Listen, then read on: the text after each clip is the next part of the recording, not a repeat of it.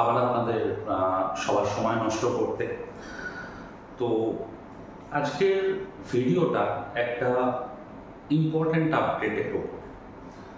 এবার কথাটা হচ্ছে যে হয়তো এই আপডেটটা যদি আমি আপনাদেরকে গতকাল মার্কেট খোলার আগে দিতে পারতাম, হয়তো আপনাদের বেশি হেল্প হতো বা একটু ট্রেডিং ডিসিশনটা নিতে সুবিধা হতো। এবার আপডেটটা কি? আমি সবসময় বলতে থাকি যে ডেটা অ্যানালিসিস মার্কেটের একটা ইম্পর্টেন্ট পার্ট। প্রত্যেকটা স্টকের, প্রত্যেকটা ইন্ডেক্সের কোন সিচুয়েশনে কিভাবে রিয়্যাক্ট করেছে সেগুলো যদি আমরা একটু পাস্ট হিস্ট্রি থেকে খুঁজে বার করতে পারি, তাহলে কিন্তু আমাদের ডিসিশন নেওয়াটা অনেক সুবিধার হয়েছে। লাস্ট কিছুদিন ধরে বা লাস্ট 2 দিন 3 দিন ধরে আপনারা হয়তো ইউটিউবে প্রচুর ভিডিও দেখেছেন যেখানে মার্কেটে ধস, মার্কেটে পতন, মার্কেটে এই, মার্কেটে সেই আবার শুরু হয়ে গেছে, যেটা ডাউন দ্য লাইন 1 মাস 2 মাস আগে চলছিল। কিন্তু সিচুয়েশন হচ্ছে বা গল্প হচ্ছে, আমরা যতই গিরগিটির মতন রং পাল্টাই না কেন, মার্কেট এত সহজে গিরগিটির মতন রং পাল্টায় না। কথায় কথায় মার্কেটে মনুমেন্টও তৈরি হয় না, কথায় কথায় মার্কেটে ধসও নামে না। এবার কথাটা হচ্ছে যে আমরা কোন সিচুয়েশন বা যে কোনো ইভেন্টে কীভাবে রিয়্যাক্ট করব। আমি বৃহস্পতিবার দিন সকালবেলা ইউটিউব মেম্বারদের গ্রুপে, অন্যান্য যতগুলো হোয়াটসঅ্যাপ গ্রুপ চলে, স্টুডেন্ট গ্রুপ বা সমস্ত কিছুতে একটা জিনিস বলেছিলাম যে ডাউ থিওরি যারা স্টক মার্কেটটা জন্ম দিল, তারা এই বাজার কিভাবে ফাংশন করে তার যে থিওরিগুলো বলে গেছে, তার মধ্যে একটা খুব ইম্পর্টেন্ট থিওরি হচ্ছে মার্কেট ডিসকাউন্ট এভরিথিং। যে কোনো ঘটনা যখন মার্কেটে ঘটে, ও কি করে ঘটনাটা? মার্কেটের মুভমেন্টটাকে হয় একটু স্লো করে, নয় একটু ফাস্ট করে, বাট মুভমেন্টটাকে টোটালি পাল্টে দেওয়া, ওটা ফর দ্য খুব ছোট্ট টাইম বিং, আনটিল আনলেস করোনার মতন সিচুয়েশন বা দেশে পরমাণু হামলা হয়ে যাওয়া, যেগুলো এক্সট্রিম। এবার কথা হচ্ছে ইন্ডিয়া পাকিস্তান যুদ্ধ, সবাই জানি, প্রচুর মেসেজ আমার কাছেও এসেছে। হয়তো ইউটিউবে আমি কোনো ভিডিও করিনি, কারণ আমি সবসময় বলি যে যখন কোনো ঘটনা ঘটে সবসময় জরুরি নয় যে আমাকে কিছু না কিছু করতে হবে, নয় কিনতে হবে, নয় বেচতে হবে। না, ক্রিকেট মাঠে ব্যাট তুলে বল ছাড়াটাও যেমন একটা খেলা, ফুটবল মাঠে 22 জনের মধ্যে একজনের পায়ে বল থাকে, বাকিরা কিন্তু মাঠে দৌড়ে নিজেদের পজিশন নেয়, সেটাও একটা খেলা। তো স্টক মার্কেটেও যখন এই ধরনের ঘটনা ঘটছে, আমি কিভাবে নিজের পজিশন ক্রিয়েট করব, কি হতে পারে না হতে পারে, তার প্ল্যানিং করাটাও কিন্তু একটা ইম্পর্টেন্ট পার্ট। জরুরি নয় সব সময় কিনতে হবে বা বেচতে হবে। এবার দুঃখ কোথায় লাগে? এই যে কথায় কথায় মানুষকে ভয় দেখানো, ধস নেমে যাবে, এই নেমে যাবে, এই জিনিসটা আমি না ডেড এগেনস্ট। আজকের নয়, আপনি আমাদের যদি কেউ নতুন দেখেন, আজকের আমাকে গত 6 মাসের ভিডিও দেখবেন, যে লজিকগুলোকে বোঝার চেষ্টা করা, বা আবার বলছি ডেটা অ্যানালিসিস। একটু বাদেই আমরা ইউটিউব কমিউনিটিতে একটা ডেটা পোস্ট করব, আপনারা দেখতে পাবেন যে লাস্ট 25 বছরে পাকিস্তানের সঙ্গে যতগুলো কনফ্লিক্ট হয়েছে, সেটা কার্গিল ওয়ার হতে পারে, সেটা পার্লামেন্ট অ্যাটাক হতে পারে, সেটা 26/11 হতে পারে, সেটা উড়ি হতে পারে, সেটা পুলওয়ামা হতে পারে, যখন প্রত্যেকটা ইনসিডেন্টকে নিয়েছি আমি সাজেস্ট করেছিলাম, অর্ঘ্য আমাদের একজন টিম মেম্বার, যারা যান অর্ঘ্য পড়ায়, অর্ঘ্য কিন্তু মানে রাত জেগে ডেটাগুলোকে দেখে সেটাকে চার্টে চেক করে তারপর আমাকে ইনফরমেশন দিয়েছে। এই ইনফরমেশনগুলো কালকে সমস্ত গ্রুপে পোস্ট হয়ে গেছিল, কি পজিশন ক্রিয়েট করতে হবে ইভেন সেটা অবধি, সেটাতে পরে আসছি। তো এই ডেটা অ্যানালিসিস বা ডেটাগুলোকে যখন আমরা চেক করলাম, যে হিস্টোরিক্যালি যখনই ইন্ডিয়া পাকিস্তানের কোনো বিষয়ে কনফ্লিক্ট হয়েছে, এক্স্যাক্ট কি ঘটেছে তার পরবর্তীকালে মার্কেটে, বিশ্বাস করুন 11খানা যদি ইনসিডেন্ট আমি খুঁজে দিয়ে থাকি, তার মধ্যে 10বার মার্কেট ওপরে গেছিল। তারপরের 1 মাসে, যেদিনকে ঘটনা ঘটেছে তারপরের 1 মাসে বাজার কিন্তু ওপরে ছিল, কখনো 3%, কখনো 5%, কখনো 10%, কখনো 30%।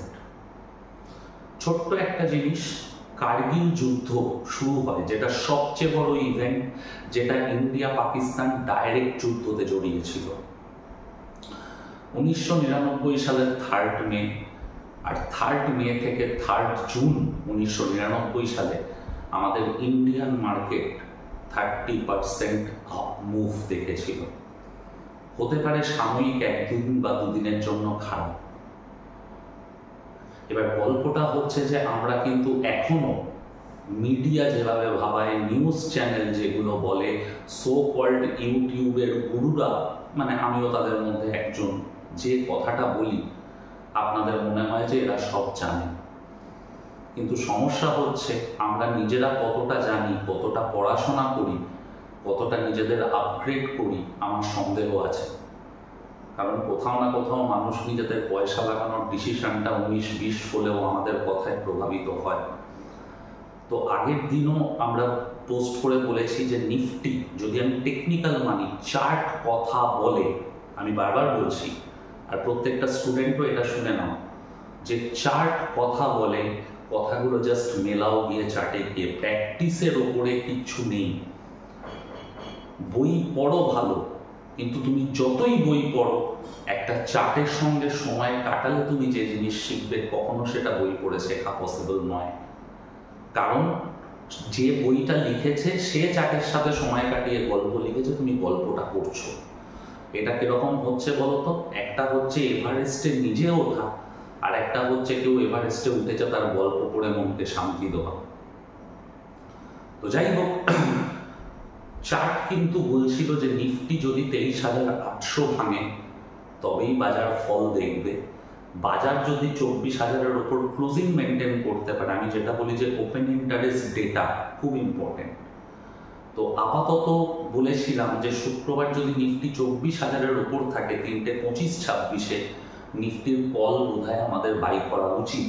এটা 1 ডে ওয়ান্ডার বা 2 ডেজ ইভেন্ট হতে চলেছে। হোপফুলি, আমি জানি না আমি কতটা ঠিক হব বা কতটা ভুল হব। লাস্ট কিছুদিন ধরে ইন্ডিয়া পাকিস্তান কনফ্লিক্টের জন্য ইন্ডিয়ান মার্কেট সেরকম কোনো আপমুভ করতে পারেনি, বাট এর মধ্যে কিন্তু ইউরোপিয়ান মার্কেট, আমেরিকান মার্কেট অনেকটা এগিয়ে গেছে। কোথাও না কোথাও সেই পেসটাকে ধরার চেষ্টা করবে। 1 নম্বর, ইউকের সঙ্গে ট্রেড ডিল 0 ট্যারিফ, অনেক বড় ইভেন্ট। 2 নম্বর, 3 নম্বর হচ্ছে ডোনাল্ড ট্রাম্প আজকে যেটা বলেছে যে চায়নার সঙ্গে যেটা এখনো ঝামেলা চলছিল, সেখানে হয়তো 80% ট্যারিফ আমেরিকা চায়নার উপর কমিয়ে দেবে। এটাও একটা বিশাল বড় নিউজ। বাকি জিডিপি গ্রোথ রেজাল্ট কিন্তু মন্দ ভালো মিলিয়ে খুব খারাপ পোস্ট হচ্ছে না। অ্যাটলিস্ট মিড ক্যাপ সেক্টরগুলো যথেষ্ট ভালো রেজাল্ট পোস্ট করছে। তো আবার বলবো, যে কোনো ইভেন্ট, যখন ঝড় আসছে মার্কেটে, দুম দারাক্কা ঝড়ের মধ্যেই আমাকে বাজার যেতে হবে, ঝড়ের মধ্যেই আমাকে স্কুল যেতে হবে, এটা না করে 14টা টিভি চ্যানেলে অস্কার পাওয়া সাংবাদিক, যেসব সাংবাদিকরা বাংলায় এখন নিউজ পড়ছে, অস্কার পাওয়ার যোগ্য তারা অ্যাক্টিং করে, তো তাদেরকে একটু কম দেখে, একটু এই জায়গাটা তো ভগবান আমাদের দিয়েছে, একটু ভাবুন এক্স্যাক্ট কি হলে কার লাভ কার ক্ষতি, বা এটা ভাবুন যে যেটাকে আমি বারবার বলছি ডেটা অ্যানালিসিস। যেমন অর্ঘই করে দিয়েছিল, বিএসসি যখন বোনাস অ্যানাউন্স করলো না মার্চ মাসে, তখন ওর দাম ছিল হচ্ছে তোমার কত বলে ওটাকে, অ্যারাউন্ড 4,800 5,000 এরকম জায়গায় দাম ছিল। তো আমি অর্ঘকে ফোন করলাম, অর্ঘ ভাই এর আগের বার যখন বিএসসি বোনাস অ্যানাউন্স করেছিল ঠিক কি কি ঘটনা ঘটেছিল? ও সাথে সাথে আমাকে আধ ঘন্টার মধ্যে রিসার্চ করে পাঠায় যে তনয়না, এই ঘটনাটা ঘটার পর, বোনাস ইস্যুর পর বিএসসি কিন্তু মোটামুটি নেক্সট 1 মান্থে 45%-এর আশেপাশে র্যালি করেছিল। এবার অবভিয়াসলি আমি 45% এক্স্যাক্ট এক্সপেক্ট করবো না, বাট এতটুকু হোপ থাকবে যে একটা বড় র্যালি হবে। বিএসসি গোটা এপ্রিল মাস জুড়ে প্রায় গেছে 6,500, প্রায় 30%-এর উপর র্যালি দিয়েছে। বাজাজ ফিনান্স অসাধারণ রেজাল্ট, অসাধারণ বোনাস, ডিভিডেন্ড সব কিছু ঘোষণা, বড় ট্রেড হবে ভেবেছিলাম। তারপর হঠাৎ মাথায় কি জাগলো, অর্ঘ্যকে আবার ফোন। অর্ঘ্য এর আগের বার যখন বাজাজ এরকম স্প্লিট করেছিল, বোনাস দিয়েছিল, ডিভিডেন্ড দিয়েছিল, কি হয়েছিল? অর্ঘ্য আবার আমাকে 1 ঘন্টার মধ্যে লাস্ট 3-4টি ইনসিডেন্ট চেক করে জানালো যে তনয়দা, যখন এর আগে বাজাজ এই ধরনের বোনাস দিয়েছে বা দিয়েছে, ইমিডিয়েট এফেক্ট এসেছে, বাজাজ আগে ফল করেছে, তারপর আপ মুভ করেছে। আমাদের যে গ্রুপটা আছে যেখানে আমরা অপশন ট্রেডিং করি, আমি বলেছিলাম যে ওয়েট করে যাও, কোনো কিছু কিনো না বাজাজের। 8,400 নিচে এসেছে, সেখান থেকে 9,500 কল নিয়েছি, বাজাজ 9,000 অব্দি দৌড়েছে, বড় প্রফিট দিয়েছে। আর একবার নয়, বারবার ওপরে বেচেছি, আবার নিচে এলে কিনেছি। তো ব্যাপারটা হচ্ছে এই জিনিসগুলো। সামনে এখনো আইসিআইসিআই প্রুডেন্সিয়াল আছে, আদানি গ্রুপের পাকিস্তানে টাকা জমা নিয়ে একটা ঘটনা ঘটেছে। হোপফুলি সোমবার থেকে হয়তো অনেক কিছু চেঞ্জেস আসবে। ইলিয়াড ওয়েভের ক্যালকুলেশন অনুযায়ী আমি বলেছিলাম যে 12ই মে থেকে আমরা বাজারকে হয়তো ঘুরতে দেখব, ডে মানে টাইম ক্যালকুলেশন অনুযায়ী। হোপফুলি সেটাও হয়তো হবে, বাট কোনো কিছুই কনফার্ম নয়। দেখা যাক বাজার এই নিউজটাকে কিভাবে নেয়। দুটো স্টক আমি আগের ভিডিওতেও বলেছি, আমি এখনো বলছি, এই দুটো স্টক নিয়ে আমি 6 মাস বাদে কথা বলবো। একটা হচ্ছে জিআরএসসি, একটা হচ্ছে মাঝগাঁও ডক, আর 3 নম্বরটা হচ্ছে ইন্ডিয়ান ব্যাংক। পরিষ্কার কথা যে সমস্ত রিসোর্স আমাদের হাতের কাছে রয়েছে, একটু খাটুন, অনেক কিছু আপনি বুঝতে পারবেন। আমরা সবাই সবসময় সব ঠিক কথা বলছি এটা কিন্তু নয়। কাজেই নিজের যে চিন্তা ভাবনা করার ক্ষমতা, সেটাকে প্লিজ নষ্ট হতে দেবেন না।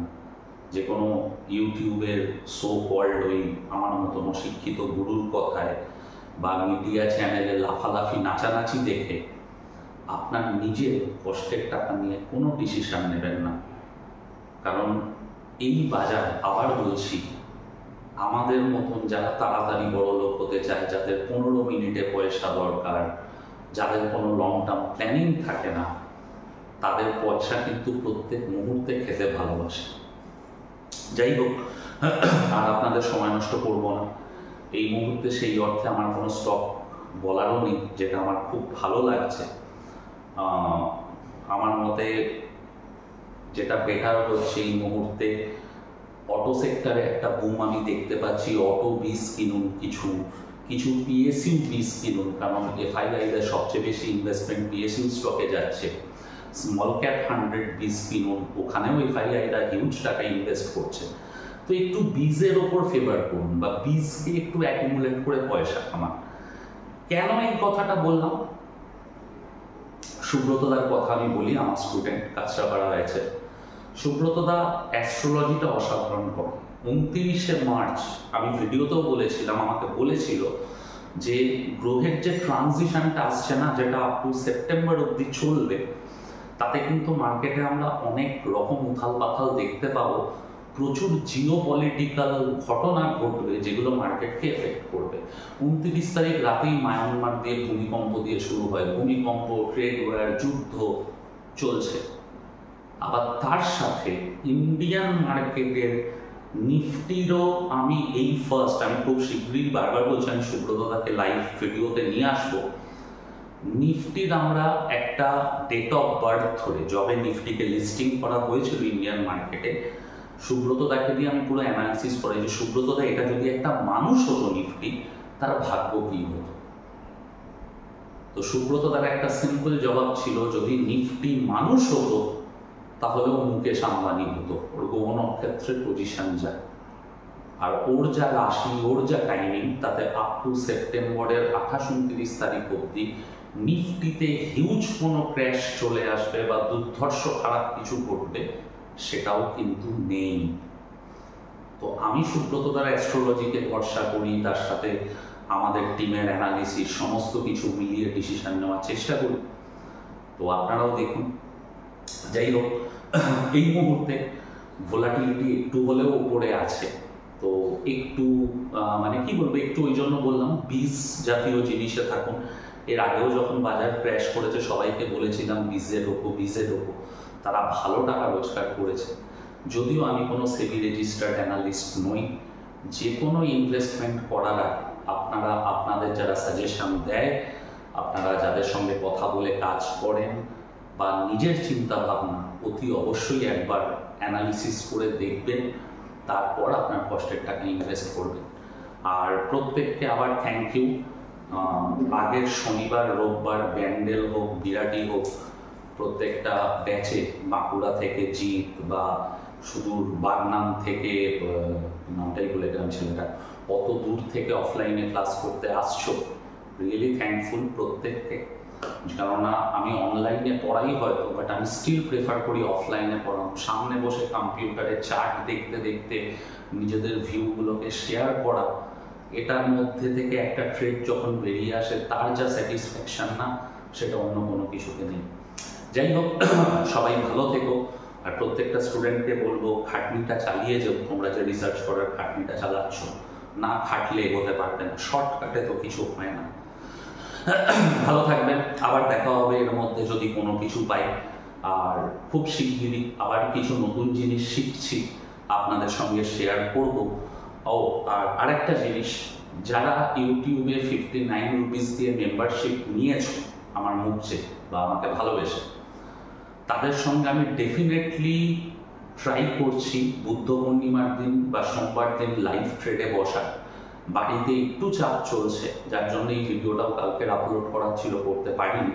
বাট সোমবার দিন ভীষণ ইচ্ছা আছে লাইভ ট্রেডে বসার তোমাদের সাথে, বাট অনলি ইউটিউব মেম্বারদের সাথে যারা 59 রুপিস দিয়ে মেম্বারশিপ নিয়েছো। 1 2 নম্বর জিনিস হচ্ছে রিস্ক ম্যানেজমেন্ট, মানি ম্যানেজমেন্ট, এই জিনিসটাকে নিয়েও একটা বসার রয়েছে, একটা ক্লাস বলতে পারো। তো আমি হোয়াটসঅ্যাপ গ্রুপের লিঙ্ক কমিউনিটিতে পোস্ট করে দেবো যে তোমার ক্যাপিটাল 25,000 হোক, 10,000 হোক বা 10 কোটি, কিভাবে তোমার রিস্ক আর মানি ম্যানেজমেন্ট করা উচিত। 22 বছরে অনেক টাকা লস করেছি আমি, আজকে 2001 থেকে মার্কেটে আছি। লাস্ট 3 বছরের সিনারিওটা হয়তো পাল্টেছে, কনস্ট্যান্ট নিজেকে আপগ্রেড করতে করতে। তো যে ভুলগুলো আমি করেছি কোনো বইয়ের বিদ্যা নয়, সেই ভুলগুলোকে যেভাবে আমি শুধরেছি তোমাদের সঙ্গে সেগুলোই গল্প করব। যদি মনে হয় কারোর ইন্টারেস্ট আছে, অবভিয়াসলি জয়েন করতে পারে, 1 নম্বর।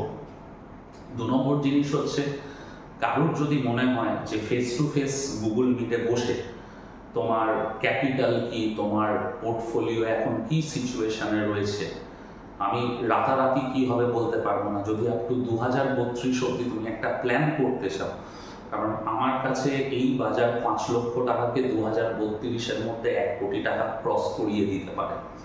বাট তার জন্য একটা প্রপার প্ল্যানিং তো চাই, প্রত্যেকের তার নিজস্ব ক্যাপিটাল অনুযায়ী বা অলরেডি যে স্টকগুলোতে ফেঁসে রয়েছে সেগুলোকে অ্যাভারেজ করা উচিত হবে কিনা, সেক্টর স্পেসিফিক কিভাবে তোমার টাকাটাকে ডিস্ট্রিবিউট করবে, বা কতটা মানে কি বলবো লং টার্ম ইনভেস্টমেন্টে কত পার্সেন্ট প্রফিট পেয়েছে, এগুলো নিয়ে যদি তোমাদের মনে হয় যে আমার হেল্প দরকার আছে, আমরা একটা নতুন জিনিস চালু করতে চলেছি।